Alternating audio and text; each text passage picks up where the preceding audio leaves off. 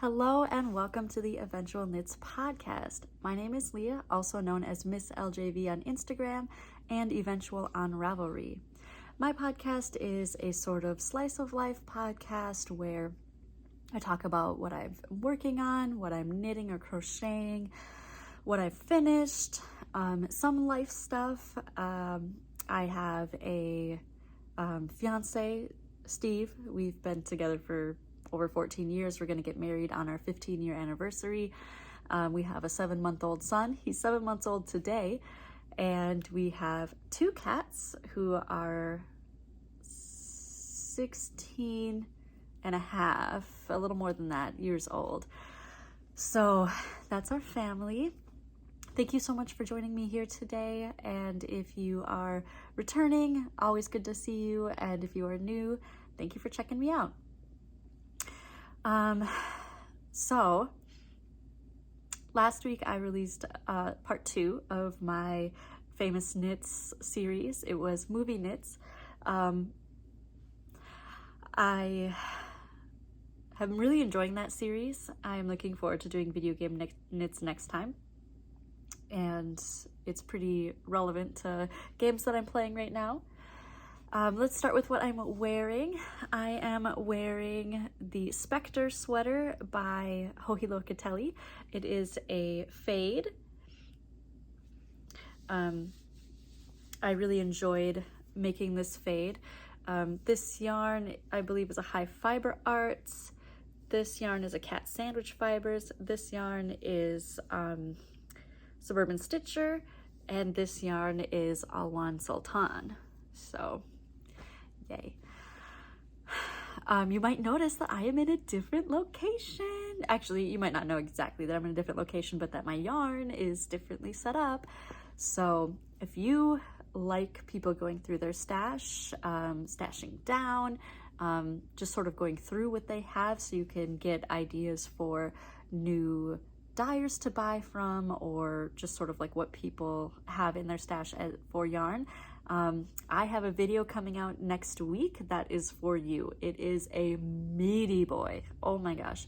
I go through my literal entire stash, and I get rid of a substantial amount, but as you can see, I also have a substantial amount. So stay tuned for that. I am really excited. It is so nice. I did move locations of where I keep my yarn in preparation for my son becoming more mobile and trying to put things in different areas to give him a more prepared environment. So anyway, I'm so excited. I'm loving my new stash location and setup. I'd say the biggest thing in terms of like the view is that all of my DK is on the top and all of my fingering and etceteras are on the bottom.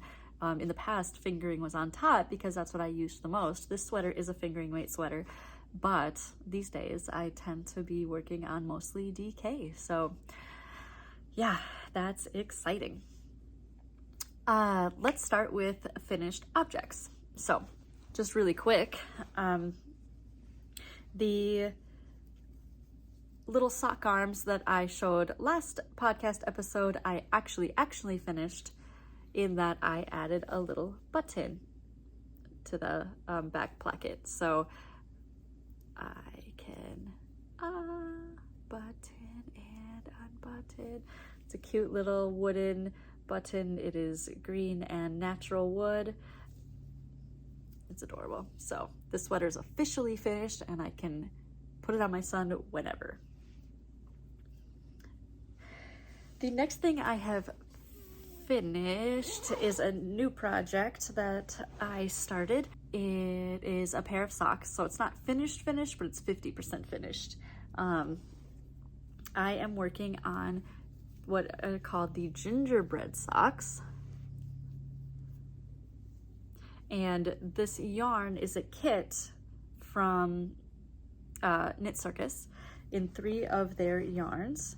So we have this sort of gingerbread house color, a white, and then this sort of variegated yarn. So the sock is has got a small medium cuff with this little slip stitch pattern to be like gingerbread icing or gingerbread house icing, and then a little broken, it's not called rib, I guess. It's like just throwing in pearls every so often to give it a textured effect. We get the icicle pattern again on top. It's a slip stitch heel. Partridge, is it Eye of Partridge? Is that what it's called? I shouldn't say slip stitch, it's an Eye of Partridge, but and then I decided to, instead of stockinette for the gusset, I did reverse stockinette. I wanted to add a little bit more texture. And I'm really liking how nice that came out in this yarn. It really showcases that. And then a pretty decently long toe. I actually think that I made this sock a little short. I guess I don't remember if I measured. I think I just eyeballed it. So I think I made it a little short. We'll see if I undo the toe and just add a couple more rows at the end or not. But I had all these plans to, and I still do, but I'll talk about it a little bit more later, but to make a set for the whole family, because there's definitely enough yarn for me, Steve, and Quinn. Because I have small feet. Steve does have gigantic feet, but Quinn, of course, as a 7-month-old baby, has very small feet. So I am suffering from second sock syndrome, and I only finished the first sock. So that's that. I need to get working on the next sock so I can actually have them done by Christmas, hopefully. The next thing that I have finished is the next row on my temperature blanket that I am making for Quinn. So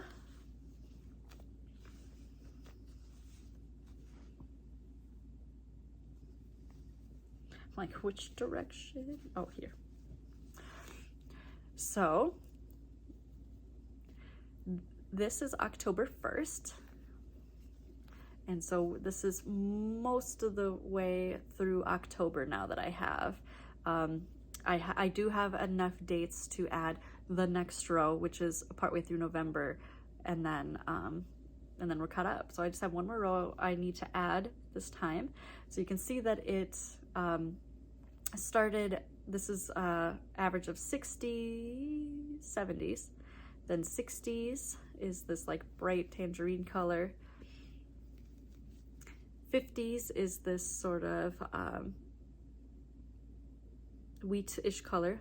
40s is oatmeal, or oats, I think is what it's called. So it's starting to get cooler, but not too cold yet. Actually, the next row is gonna be cooler and then it's gonna get warmer again, because it's been so nice this week. Like today was in the 60s. I live in Minnesota, if you don't know, and yeah, it's been warm the last several days. So this is a temperature blanket that I am making for my son for his birth year. It started in January, on January 1st. Each white square represents the beginning of a new month, not the first, just literally separating the months. So January, then February, then March, then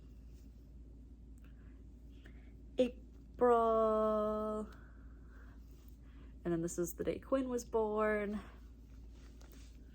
and May and June. July's around here somewhere. I missed a couple. Oh well. But yeah, so it's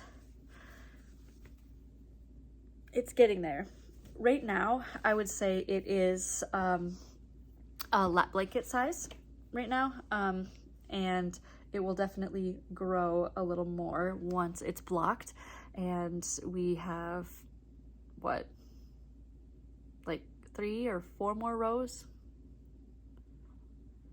3 rows, I think, and then we're done. I'm so excited for this.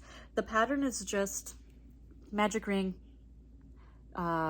make 4 sets of 3 double crochets, and then I'm doing a continuous join as you go. So I just make those little circles and then I attach them all the way across.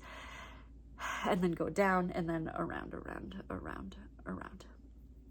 It's not an official pattern, I don't think, of anything, but I did want to make it a manageable size.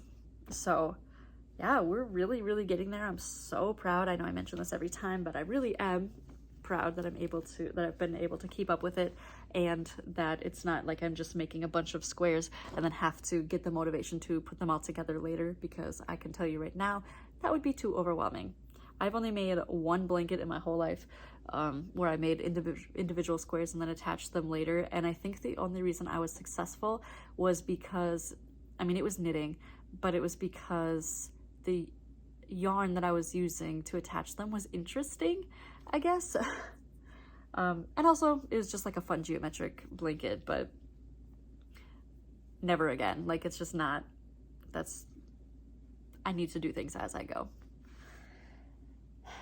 And yeah, that is all that I have finished so far. I get technically kind of finished so far. So let's talk about what I'm like actually working on in progress. Also, if I sound a little congested, my baby's got a cold because he goes to daycare, and so we all have a cold in this house. But one thing that I am working on is my Mousseux. My leg's falling asleep. My Mousseux sweater. So it does look, it's a little cropped. I'm hoping it'll grow a bit. I did gamble sort of with the length in terms of I just followed the exact pattern. I did not lengthen it when normally I do, but I'm just doing a little something. I'm just experimenting. This is made with FOMO by Lion Brand Yarn. It is a medium weight, like a 4. So I am hoping that it is the equivalent of a fingering and a lace held together. It seems like it is. But I was an election judge again this year. I started doing election judging in the 2020 election, which was a really fun first experience because it was so busy. So many people in my area voted that year, and I've just been participating in election judging ever since. And this year was an odd year in terms of voting. My city didn't have anything on the ballot, but the neighboring city had some school board members and 3 like referendum / bond questions for the school district. So people did come to vote, but it wasn't like all that many. I think by the time I left, I was there from 6 a.m. to 2 p.m. By the time I left, there was only a couple hundred people who had voted in that precinct. But I'm training, or I was training, to be a head judge. So I'm going to be a head judge at the presidential elections next year. And apparently we have in March the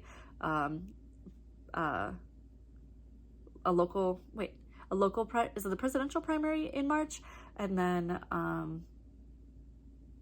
a local primary in August or something, and then of course the presidential election in November. So I'll have 3 opportunities to practice. I'm really excited. I definitely am a little bit nervous because if you don't know, I don't know of course what it is like from state to state, but in Minnesota, if you're a head judge, the week before, I think it's the week before the election, you like take the things home. You take the ballots home. You take like the way that they have it, at least in my area. I guess again, I don't even know if it's different between like cities and precincts and stuff. But in Washington County, where I live, they have all these totes with very specific things. Like there's a billion instructions and so many things you have to sign and keep track of. But yeah, ballots are in very specific boxes. There's also, in Minnesota, we do electronic ballot scanning, similar to like a Scantron from, if you were in school or whatever. So it's not like a punch ballot or anything. It's you color it in and then it scans it. I don't think you keep the machine at home. I think that they bring it to whatever the location is, because it's a huge machine and it's like very locked up and very heavy. And then, but you have to like bring it in and set it up and all that kind of stuff. There's a ton of like multiple people signing things. If there's, for example, a curbside voter, which typically happens with people with mobility issues, or if they have a communicable disease like COVID, then you need one person from each party represented. My understanding generally was that you were supposed to be registered for a party in order to be an election judge, just so it's easier to split. But at this one, there was one person working who was not registered for either party, so I don't know how that plays into anything. But I guess head judges watch the people that they are working with and then provide recommendations and commentary on them afterwards. And I had no idea. I didn't know. I never thought about it. And I got an email a couple months ago saying that I was recommended by head judges that I'd worked with to be a head judge. So keeping track of everything is nerve-wracking. It's weird. In some ways I am a details person. I notice a lot of things, but in other ways I really struggle to keep track of things. So we'll see how it works out.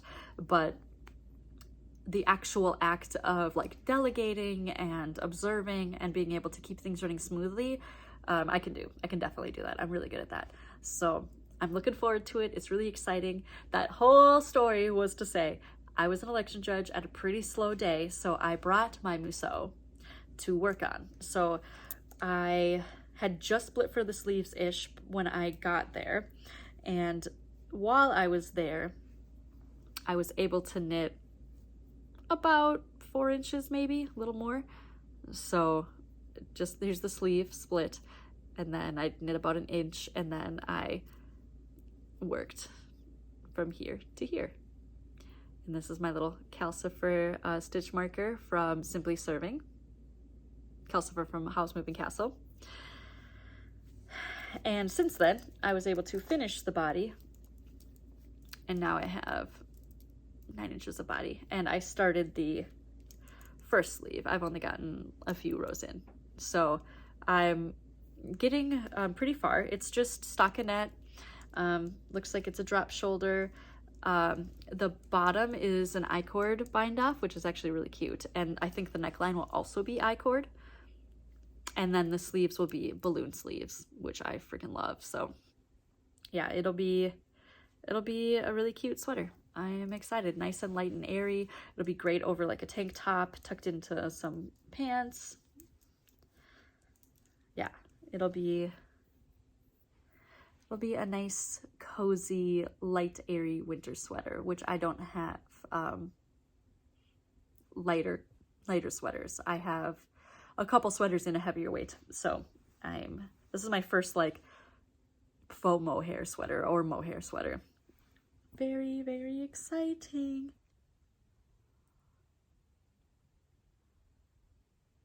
What was really cool was bringing my knitting really allowed for a lot of interesting conversations with people. I would say that I'm not a big small talk person, but if people engage me, I'm, not a jerk about it kind of thing, or I'm not weird about it. But generally in the precincts that I end up working, it's a lot of older people voting, and maybe that's pretty typical in suburban areas, that it's a lot of like older people and not so many like people my age necessarily, or even younger people, except for in the presidential elections. But several people were so excited to talk to me about my knitting, and it was a good time. There was one person in particular who he was an older gentleman. He was in his 70s, I believe.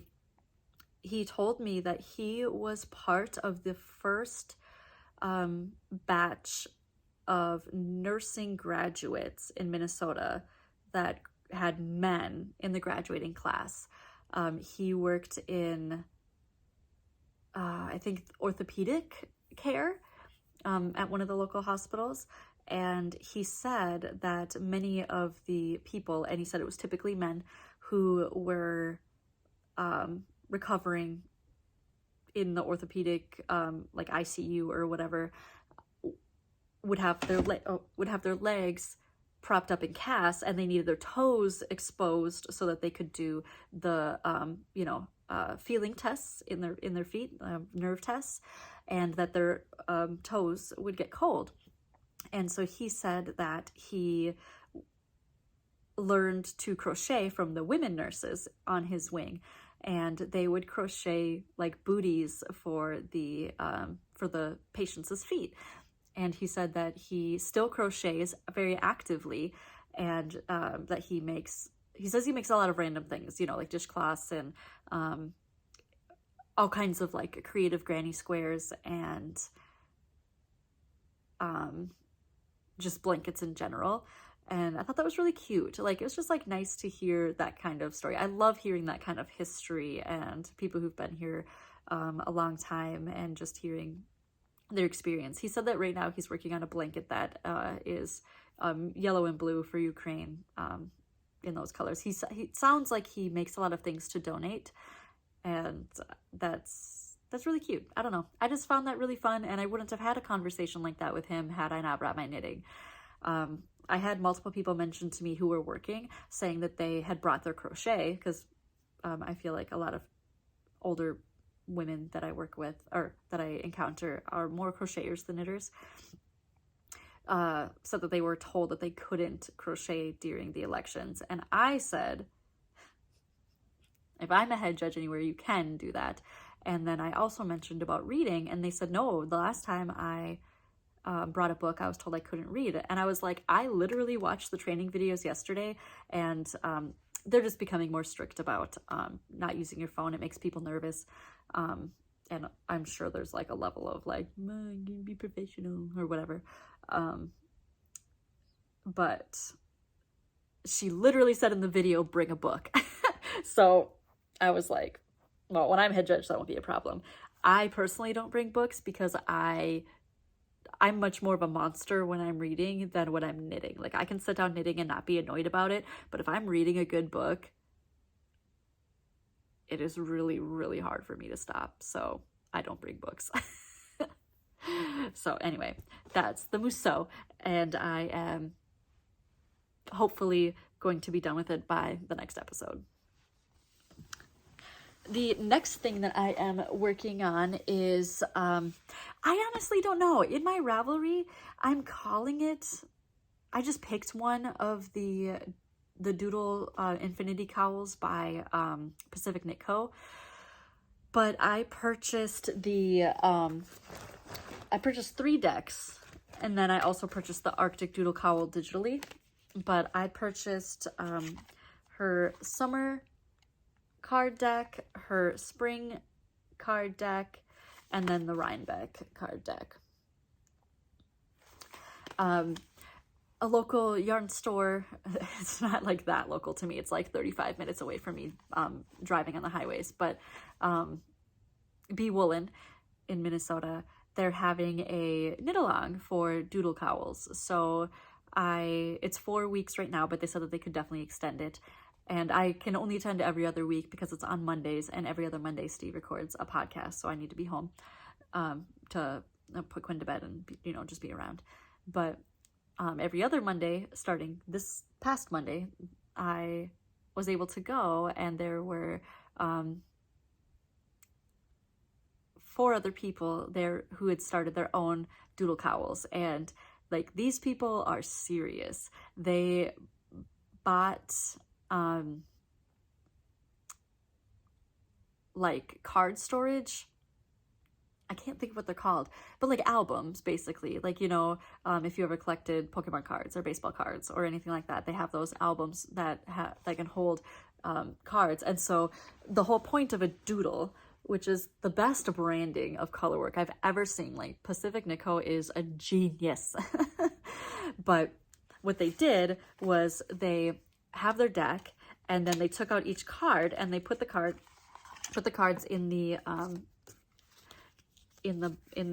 card holders.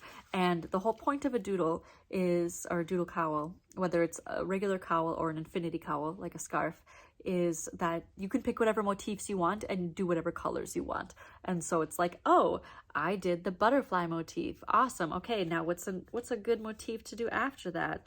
You know, you could do like just a simple like flower motif, or you could do there's a bunch of different kinds of heart motifs. This is for the spring one, by the way. Like there's that heart one, there's this heart one, there's this heart one, there's this heart one. You know, there's so many different kinds of things, lots of different flowers, little like tulipy flowers, just general hearts and V's. I'm not really sure what this is. Some argyle hearts. Again, spring is, I mean, there's like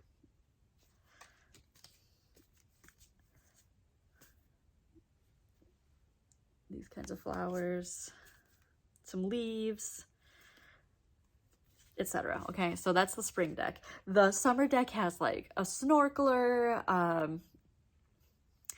like a beach ball, umbrella. My favorite one though from the summer deck, actually, honestly the reason why I bought it, well, the fishies are really cute too, is the rain clouds. Guess how many times I have started this cowl over? Like five, because every single time, I don't know why, I think actually I do know why. It's because it's a provisional cast on, and for some reason I get really thrown off with provisional cast ons, and I keep being distracted like watching a show or talking to Steve or talking to the people at doing the doodle alongs. And I have twisted it every single time, and I haven't noticed until I'm like finished with the motif. And so eventually I was like, okay, maybe the clouds are cursed for this color. Maybe the clouds don't want to be these colors. So I'm going to switch. I'm going to do a different motif. I'm not doing that. I did something else. Oh, but the Rhinebeck deck, you guys, it's a half deck, which is so sad, but it has the best cards. Like you have to get, like this is the one that I started and changed to and started with, but it has like the hat, little socks, sweater, llamas, little bunnies, yarn balls, several different kinds of sheep. Oh, my favorite. This is my favorite. Skeins. Oh, it has such good leaves. Those leaves. These little leaves. Little like holly kind of looking leaves. Oh, the maple leaf. I'm definitely going to do that somewhere. Oh, apples. Trees. Pumpkin.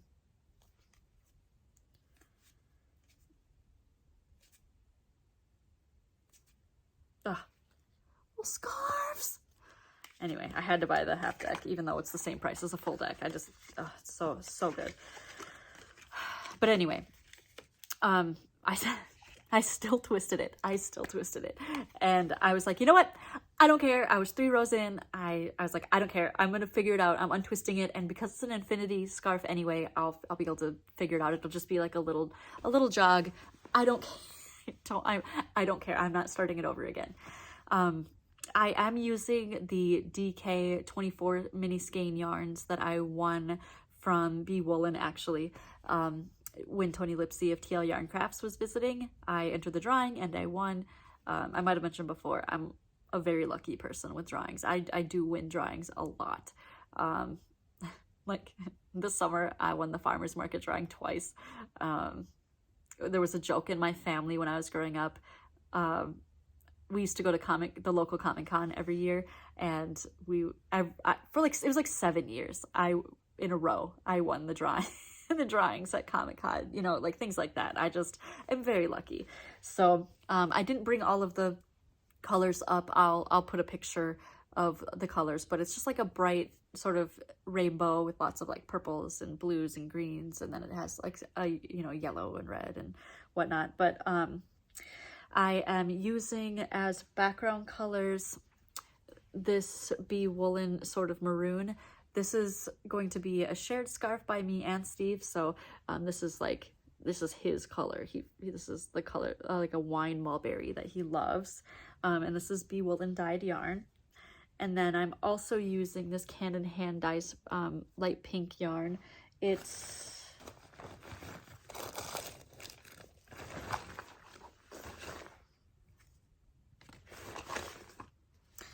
is a Little Women color, Beth, one of the Little Women colors I got. And then as a neutral with little speckles in the middle is going to be this Haute Knit yarn, Trevor Morgan DK in Why Can't This Be Love? So I finished the first motif. So the very first color I'm starting with the purples and the pinks. So it's this purple as the contrast color, and then the hand dyes as the main color. So I started with the hats. See if I can get a good, oh my God, they're so cute. Uh-oh. I need to put stitch stoppers on here.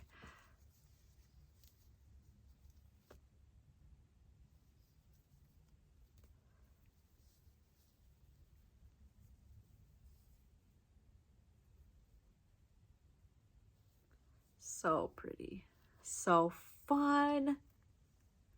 So I just have this one motif because I've started it over so many times. All right, well, I've dropped 5 stitches. That's okay, we'll get them. 1, 2, 3, 4, and 5. Okay, so if we take a look here, I mean, okay, on camera this actually looks pretty bad where I rotated the twist, but in person I swear it does not look nearly as bad.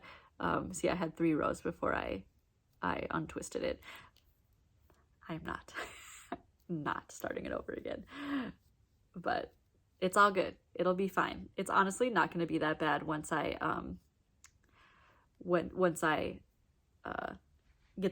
join the two ends together in the scarf. So I just started.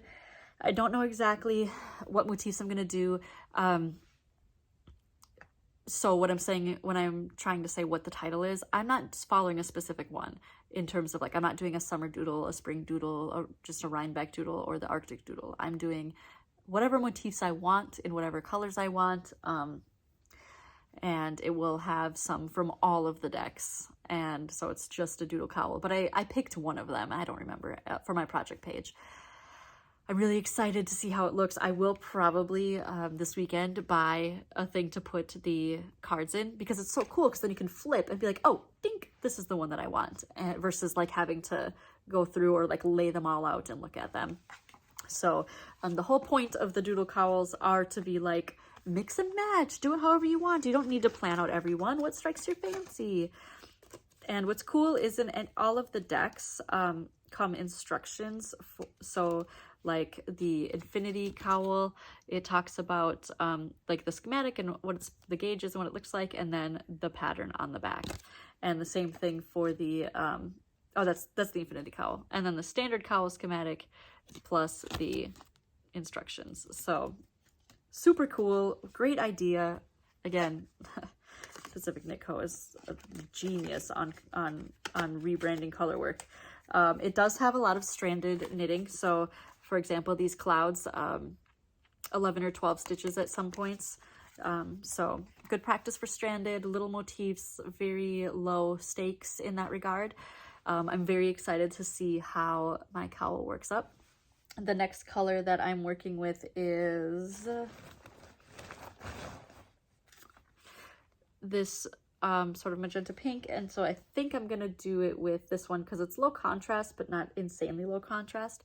The next color is, well, these colors are very similar. I don't even know if you see, this one's a little bit darker, I think a little bit more purple than this one. This one's a little bit more red leaning, so I want to do these two together, and then I'll do these two together. So yeah, that's exciting, so fun. I just got started. I'm gonna do more, of course, as we continue get towards winter. So that is all I'm actively working on at this time. I mean, I have my hands full with needing to knit the family set of socks and finishing my Mousseux and working on that scarf. But I have so many plans, or so many things that I want to knit. I don't know how to prioritize. How do you prioritize your knits? Are you a fairly monogamous knitter, or are you working on lots of things? Let me know, please, in the comments. How does that work out for you? Okay, I have a whole list of things that I am desperate to make, and some of them truly need to be time boxed, and some of them don't. So let me get up my little notes here.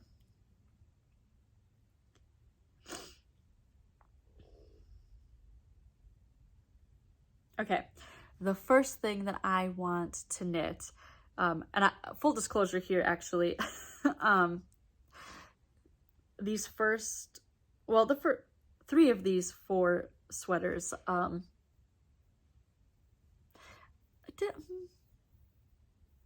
might have gotten an idea from Aro Knits, and then I went to the Instagram of the designer, or I definitely did some rabbit holing. But anyway, the first one is Clint by Anna Venson, I think. And it says, Clint Classic is a small, elegant sweater with characteristic raglan lines and edges worked in twisted rib. The sweater is worked from the top down. First, the folded neck edge is worked, and then the yoke, which is finished with short rows to lengthen the back. The work is divided for body and sleeve, and new stitches are cast on for the underarms. Body and sleeve are finished separately and worked in the round, and the edges are bound off using the Italian bind off, which I probably won't do. But the sweater itself with the sort of broken rib looks so cozy. The raglan is such a fun, like, design. It looks so cozy. It is fingering, or I don't know, I assume it's fingering and mohair held together for a DK. It looks so soft and cozy. The sleeve cuffs are actually, again, really cozy. And I've been so into seeing like the soft colors, the soft pinks, soft whites, soft greens. But I am looking to stash down, and by that I mean use my stash, use it. I love these colors. I want to use it. I do love looking at my yarn a lot. I love, like, my yarn is a decoration statement in my house, but I want to use the yarns that I love as well. So that one is something I really want to knit. And then in seeing that, an image of that sweater on Instagram, there was a hand wearing a different cabled sweater, and I scrolled through that person's Instagram to find that sweater because I was like, what is that sweater? And that sweater is sweater number 15 by My Favorite Things. So it says, sweater number 15 is an oversized cabled sweater. It's a classic style with a focus on the details. The shoulder construction and increases along the neckline create a neat shape, which makes the perfect fit, or the fit perfect. The sleeves are worked with a slight volume for an added edge and personality. The sweater's worked from the top down. And it's just a very beautiful, all over cable sweater, and it just looks so cozy, and I love a good cable. There's not too much to say about it other than I want it and I want to wear it. I'm really into the idea of cables right now. A sweater that I have had in my cart for a long time but I haven't purchased yet is the Shocking Stripes sweater by Tori Yu. It says, Shocking Stripes is a top-down circular yoke sweater that features 2 color textured stripes, a folded collar, and straight sleeves. This garment is shockingly fun to knit. The textured stripes appear as stranded colorwork, but it's simply a 2-color broken seed stitch that's easier than it appears. And I'm telling you, it is so, so, so cute. So cute. And I want to make it. I really want to make it. And it doesn't have to be that shocking. Actually, most of the completed projects are not shocking. Like Tori's sweater is a neutral background with the shocking stripes in a like super highlighter, like yellow green, but most of them were or are either complementary colors or neutrals on the finished one. So it doesn't have to be super shocking, but I do have a ton of yarn that I could use to make it shocking. And then lastly, for sweaters, I want to knit a sweater that Aro Knits talked about on her most recent podcast, which is the Doppio sweater by Seunggi Hong. And it's so cute. Aro is wearing it on her most recent podcast, which is the Rhinebeck Wreck episode, which is actually a really good episode to hear about how awful Woolen Folk was from the perspective of an attendee. Because I think a lot of what I've seen on Instagram was really focused on the perspective of the vendors, which is very, very important, but it's just like an additional layer for the attendees as well. So just hearing that, and like she gets very granular, and it's just like, holy shit. Yeah. So anyway, but Ara was wearing it on that episode. So the Doppio sweater is a compound raglan construction that's used to create a curved raglan line. So it's like this beautiful curved raglan line on both sides. And it says, meaning the sleeves and body don't always increase at the same rate. Sweaters work top down in the round from the neckline to the underarms, then the sleeves and body work separately. German short rows for the neckline.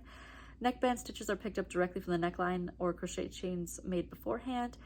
There are built-in purl stitch faux seams at each side of the body and the sleeves that can and in the sleeves that can be left as they are or seamed. So I imagine I would do faux seams. I hate seaming, so I imagine I would do faux seams, but I really want that sweater too.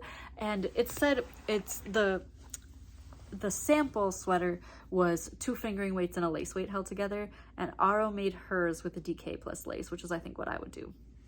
So I'm really excited about it and I want to make it. But that's sweaters that I want to make. And then of course, I mean, any small, version sweaters for my son. I want to make small sweaters for him all winter. Like, he is growing so big. We just had his conferences yesterday at daycare, and the staff, the lead teacher in there said that she forgets all the time that he's not like at least 10 months old because he's so tall. He's a very tall child, which is super funny because Steve is like 6 feet and I am 5'2". So it's so funny. He's a very like lean, he's always been lean. Like he's chunky in terms of like his like arms and legs are very chunky, but his body is very lean and has always been like that. So it is funny. So he wears, in pants, he's almost in 12 months for leg length, and he's 7 months today. And then for shirts, he's in like 6 to 9 months, about 9 months. So yeah, anyway, I want to make those too, but nothing specific. It's just like whatever strikes my fancy, but I want to make those. I only have 2 hands and not a lot of time, but I did purchase my wedding dress, shoes, and planned the colors that I want for my bridesmaids dresses. And I want to knit myself a shawl for the wedding, and I don't know which shawl I should make. Here are 3 that I am choosing from. Okay, and again, this would have to be made before May, like this is on a timeline. The first one is Hortense Beaded Lace Shawl by Anna Victoria. And it says, Hortense means gardener. The leaves and buds and flowers are dear to her heart. Fancy Hortenses lace all over. Modest Hortense features stockinette stitch and beads forming floral patterns to create contrast for lace borders, so there's more than one option. It says, beaded all over lace is suitable for beginner to intermediate knitters comfortable with knitting from charts. And then a stockinette stitch body version is included. So it's, we're getting married in an arboretum, and so it could make sense to have like a garden style shawl. Another one that I have is called from the same person, I believe, Anna Victoria, is the Forest Maiden Lace Shawl. Again, it's like kind of leaves and has little spikies, and it's a crescent shaped shawl. So those are those two. So it's just like in terms of like being able to wrap them around loosely around my front and hang. My dress is pretty simple, like a floral pattern for straps, and then a little bit of floral pattern on the bodice, but that's about it. It's pretty plain. But we are getting married in May, and it's the end of May, but it's outside, and so I just want like a little shawl, some kind of shawl around my shoulders. So both of those are crescent shaped shawls. I've never done beadwork in a shawl before, but that is a nice option, I think. Do I have any crescent shaped shawls? I have one, but it's pretty, the depth is not very deep. Most of my shawls are actually triangular shaped shawls, and then a couple rectangular shawls. So the final option is much more involved, and it's called The Wedding Ring by Anna Yakishiva, and it's a rectangular shawl with, it's spiky on the outside. The first inner layer is sort of like flower shapes with alternating with hearts that are back to back, basically, or top to bottom, and then a layer of yarn overs, and then another little like sort of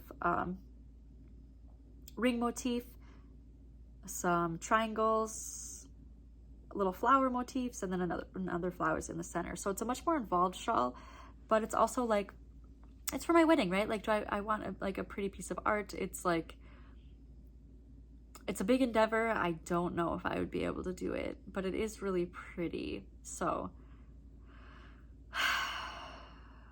it's like, while I'm talking, I'm like, oh, it is a beautiful shawl, but I don't think I have time.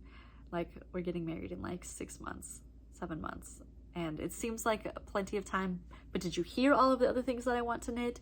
And also, I have limited time because I have a son, a baby. I'll probably do one of the crescent shawls. Honestly, I'll probably end up making the Hortense beaded lace shawl. It is a very, very pretty shawl. We'll see what I decide. What's nice is I'm not going to make all three of you, but I am going to be working on those sweaters. So that's what I want to be making. I only have 2 hands. I don't know how to prioritize. So I guess we'll find out. That's it for all of my current projects. But I have a couple other things to talk to you about. If you are only here for the knitting, thank you so much for hanging out with me, and I look forward to seeing you again soon. If you're not here for just the knitting, here's the next things. My friends, I have a couple friends who live in Madison, and they like to visit periodically, and they were in town this past weekend, and they are very sweet people, and they brought me some presents. One is some of the Japanese Soot Sprite candy. Oh, so cute, so fun. Love, love, love. And then there's some other things, other chocolates they brought that I already ate. And then my friend takes tins and then puts paper designs on top, and this one includes Gemini and Aries around here somewhere. I want to say it's this one, and then Scorpio, which is, I assume, this one. I don't know which one is which, actually. I don't know. Oh, this one's Aries. And then one of these is Scorpio. I'm Scorpio. My birthday's actually in 3 days. And Steve is Gemini, and Quinn, my son, is Aries. Aww.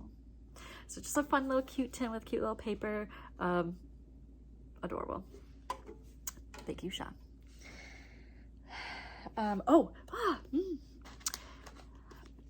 One of my favorite authors of all time, Patrick Rothfuss, the writer of the King Killer Chronicles. The 2 books that are released for that are Name of the Wind and Wise Man's Fear. We have seen him in person. We've gotten to talk to him. He lives in Wisconsin.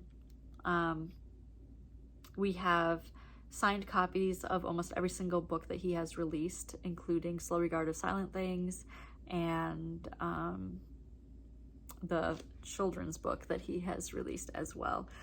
But he just released a new book by one of the side characters. His name is Bast, and Bast is amazing. He had written basically what he referred to as a novella that was supposed to be a short story in an anthology called Rogues that I believe was released in the UK. But we do have Rogues somewhere.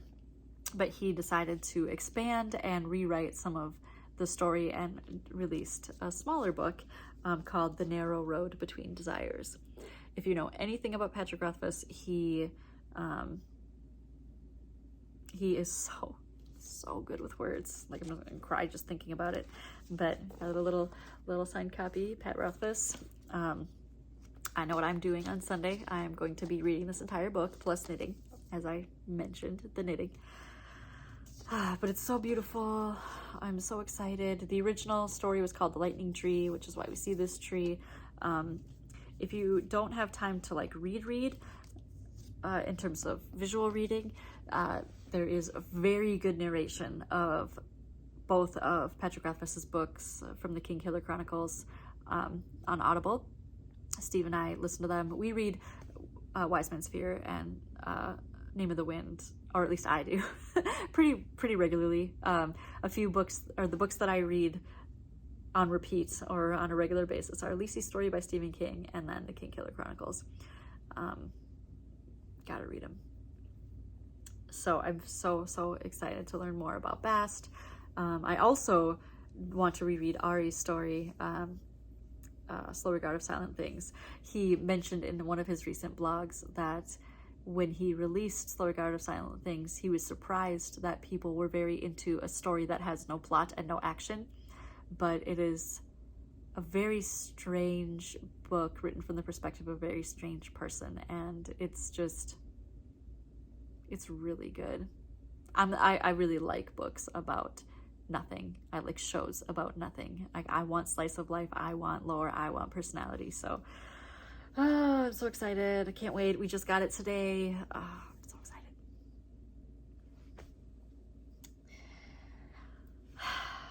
As I mentioned, Sunday is my birthday, and so I'm going to be spending it alone. I'm going to take the full day to hang out with myself and just do all the things I like to do, and Steve's going to watch Quinn all day.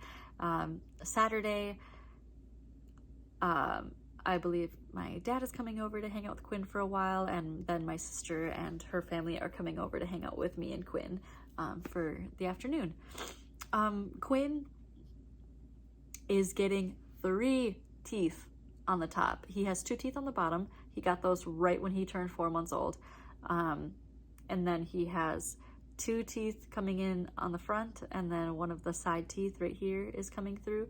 So his sleep has been pretty disrupted lately. I've gotten up with him in the middle of the night a couple times just to like give him cuddles and feed him a little bit just for comfort, because yeah, his teeth are really getting to him. Poor baby, honestly. Today was at his conferences yesterday, daycare said like, yeah, he's a really happy baby. We don't ever see him getting frustrated.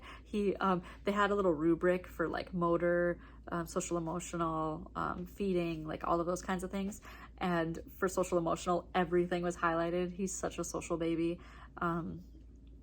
But under social emotional, they did not, it said like expresses happiness and frustration, and they only highlighted happiness, and we're like, we don't really see him frustrated. And Steve and I were like, what? At home, this child is always frustrated. Like he, like fists and like, and like he's so mad. He's screaming in my ear, he's mad. So that's very interesting. But they did say he had a pretty hard day today, for him, which I assume is related to the teething that's happening. Like my experience with small babies is that when they're teething, they want cold things, they want things in their mouth, they want cold things in their mouth, but he does not want anything to do with teethers. Nothing. Like, I don't know if he doesn't like them. We've tried them cold and not cold. Hates them. So, I don't know. I let him chew on my fingers. That's what he likes to chew on. He likes to chew on my fingers and then like bottle nipples, and that's what he likes.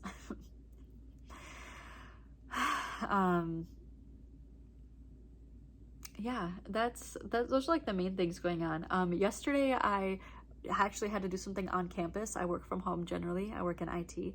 and I had to be on campus yesterday evening to help some people who English is not their first language get set up with technology at the university. And I was actually being brought into this apparently long-going situation, and hopefully I'm zoomed out. I have not been a part of this for a long time, and you know, like how some of the other people were there, and it sounds like there's been a little bit of like tension and miscommunication and misunderstandings of how these should go for a while, and technology can be a very scary thing for a lot of people. So I'm really good at helping people feel safe and walking through it, and I'm just a really good person for this. So anyway, I have a whole plan. I'm being added to this. I'm so excited. Also, I do a lot of stuff with digital accessibility. I'm excited to hopefully start. I have some courses that we have people go through at the university, but also other universities and like, you know, like the state of Minnesota and all those things have asked for our materials sometimes, and we haven't been able to perform updates on those courses in a few years. And a few years in digital accessibility, or I mean any like ongoing, evolving, maturing understanding of these kinds of topics, it's a long time. So hopefully within the next few months, I'll get some time to bring in some subject matter experts again and do some overhaul of the courses. There's also been some legislation that has changed around accessibility. And so we have a foundations course that sort of talks about the law and history with the university, and like why it's important. So I have subject matter experts for that as well, and hopefully we'll get to improve those in the near future. As I mentioned, wedding planning is going well. We've paid for the venue. We paid for that in cash, which is really nice. And I said I already bought my dress, like venue dress, which honestly I didn't pay that much for. Really, it was less than $400, which was really nice. I just bought my shoes from like DSW, you know, like I'm very, very low. Like I find something I like and I'm like, yep, this is good. My wedding band will be really simple because I really like my engagement ring. It's so funny because in this light it looks kind of gray. It is purposefully, it's a lab created Alexandrite, and it changes colors depending on the light. So in natural light it is often like a blue, like a sky blue. In bright indoor lighting it's a vibrant purple, and then in like warmer indoor lighting it's like a gray. So I love it. It is my favorite thing, but it has diamonds around the edge and in the whatever that is, the inlay or whatever. And so my wedding band, I'm gonna layer them. I'm just gonna get a thin I think plain wedding band, and so that'll be pretty cheap, like probably less than a couple $100.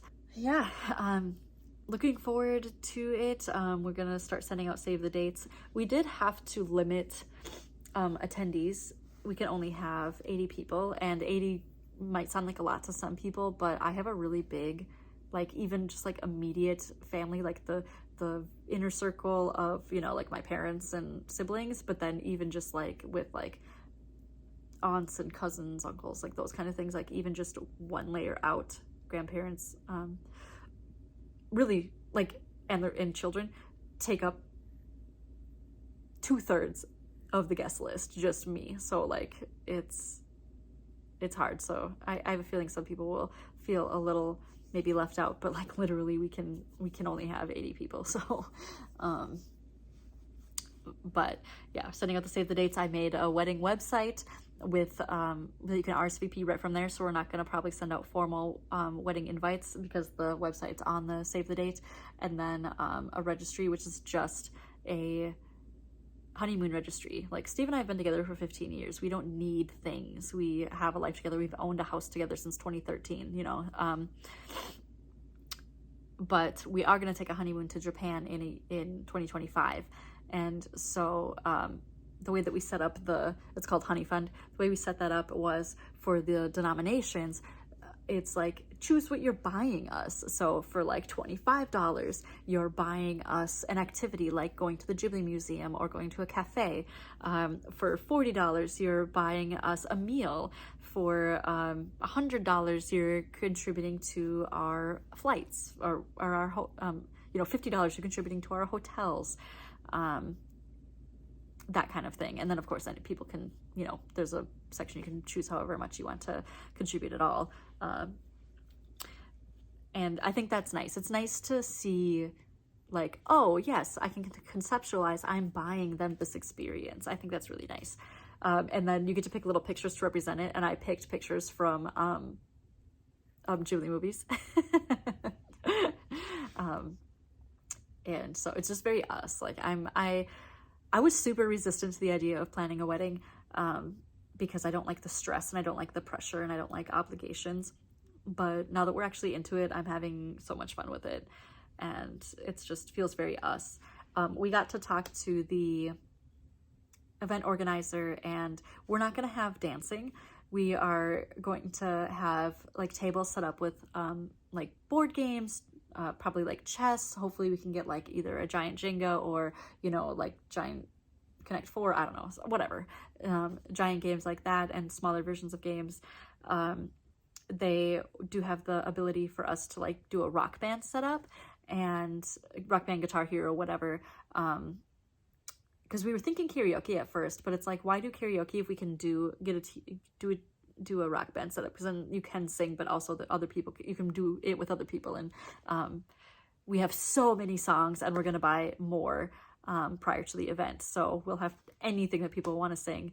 And you could just use it as karaoke if you wanted to if you were by yourself and only wanted to sing. We're also, I think, going to try to bring like maybe a Switch or a Wii to do like WarioWare or Mario Party, Mario Kart, like those kinds of games. Yeah,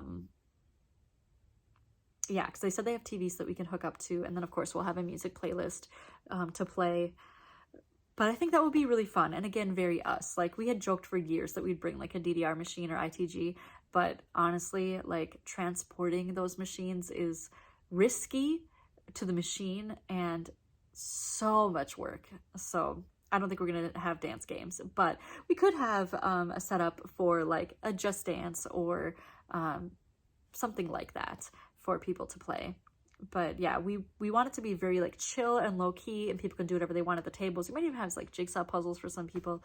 I think that would be really nice for people to have stuff to do. I think we're also going to have a photo booth, so we just want it to be a big fun party. So we're very excited, and I was just really happy to be able to confirm that with the event organizer, that's something we'll definitely be able to have, and then we don't have the pressure of dancing when it's definitely not something we're interested in. And no first dances, none of that stuff, no. There's still plenty to do though, lots to do. But I'm feeling really good about where we're at. So yeah, next week is Thanksgiving. I don't celebrate Thanksgiving as Thanksgiving, but we do have a gathering, with family and stuff like that. So that'll be fun to bring Quinn to, because he only takes 2 naps now, so he'll be able to be awake a lot longer, and be able to hang out and see family. He is going through very intense separation anxiety right now, which is good. That means that he's starting to get object permanence. That's a big developmental milestone, but it also is like, he's very clingy, so needy, but also adorable. So that's it for me for this week. Thank you so much for watching to the end if you did, and I hope to see you again soon. Yeah, have a good week. And again, if you're interested, watch my stash reorg video. It'll be fun. See you next time. Bye.